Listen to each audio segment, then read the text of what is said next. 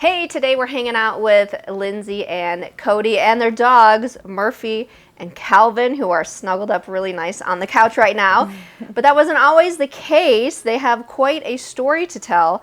But first, Lindsey and Codi, why don't you guys talk a little bit about Murphy and Calvin and how you got to know them and now you own them. About 7 months ago, I think we rescued Murphy. We lost Lucy. She was about 12 years old. Okay. She had some health issues, so we were feeling lonely, and then Lindsey spotted him at the animal shelter, and it was love at first sight, I would say. We brought him home pretty quickly. So, and then Calvin, he's only been with us for about 4 weeks now, maybe a little over a month actually. Another rescue. So I know you guys like to get out and about with them a lot and take them on a lot of adventures, but tell us about the day up at Pactola and what happened. Yeah, we like to take them out hiking, and we knew that a snowstorm was going to be coming probably in the next week or so. So we were like, all right, it's a weekend, the weather's nice. So we decided to take him on a hike out by Pactola.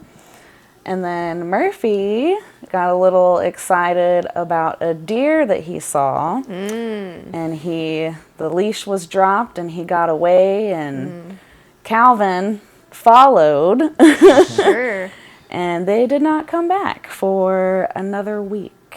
Well, I feel like it's a thing where your dog gets off leash and you're like, okay, well, they'll chase the deer and then they'll come back. Like, Which that is would what be we my thought. Yeah. We thought that too. We Yeah. stayed there at the site until about 2 a.m. the first night. Oh my goodness. And then probably 30 to 40 miles of hiking we did between us and then the community, which has been great. But out looking for them every day. We were out there twice a day. So yeah, when it got to day 7, my hopes were low, but we were we got lucky and they came back. So there really was a lot of support in the community. We initially that first day we were kind of calm. We didn't post too much, but then as the hours went on, it was like, okay, like we might need some help. And we posted on social media, and we had friends sharing. And then there was, is it called Bring Rusty Home? Bring Rusty Home, yeah. Okay, yeah. Yes. I mean, that had probably 1,200 shares. Yeah, we had people calling us like, hey, where should we look? Like, hey, we're looking here. We're out with our dog. Like, hey, is this your dog? Like, people were sending us pictures. Okay. Like, so the community really stepped up. Michelle from Stars Rescue had brought her drone out to look for wow. the dogs, and they called me, and I actually ended up meeting up with them. We were real close to getting Murphy back probably on day 5, but their time that they spent, I mean, that was till 11 o'clock at night probably that night, and then she was also out another time spending her own time out there, Stars Rescue looking. So we were just so grateful that there was so many people out having their eyes peeled for these two. They were lost on Monday. They came back. They were spotted on the following Monday.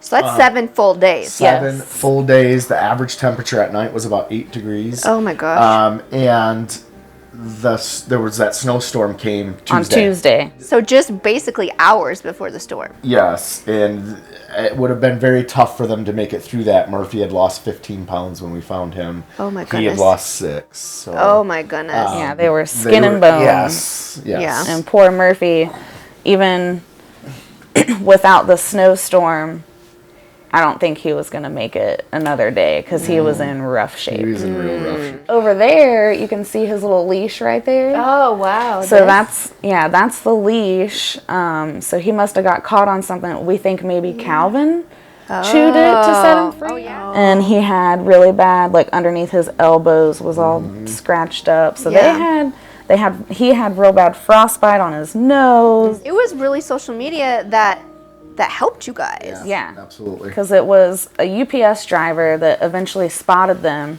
and he was saying they were weary to really come up to him, but because we had put all that effort and people helping us had continued that effort and spreading the word and really having people out there, that guy was like, hey, I think those are those dogs that are missing. So yeah, that people is were really amazing. spreading the word. Like, what did that mean for you that he did that for you? It was a great feeling to get. Can't imagine for her to get that phone call, but for me to get the phone call. We knew there was a lot of people out there looking, and we knew there was a lot of people that had their eyes out, and we were just so hopeful. Now, it's always amazing to me that how much the community comes together and like cares for other people's dogs, even because a lot of people are dog owners. We know that dogs are like part of the family, obviously. For sure. And so it's interesting to me that the community, I mean, just people you don't even know, they're out looking like physically hiking in the hills, looking for your dogs when it's cold, and like you don't have to do that, but you're doing it. Like, and how it is cool just, is that? it's amazing because we're not used to that type of community. no, we've lived in big cities, and it's usually everyone for themselves. So to be here and have that, this area has just been amazing since we've lived here. So That's awesome. And now they're safe at home, and yeah, because this could have had a really sad ending. Yes. But it didn't, and I feel like you said, it was from the help of all the community. for sure. And you mentioned stars, and I think we're going to talk to those gals next, so.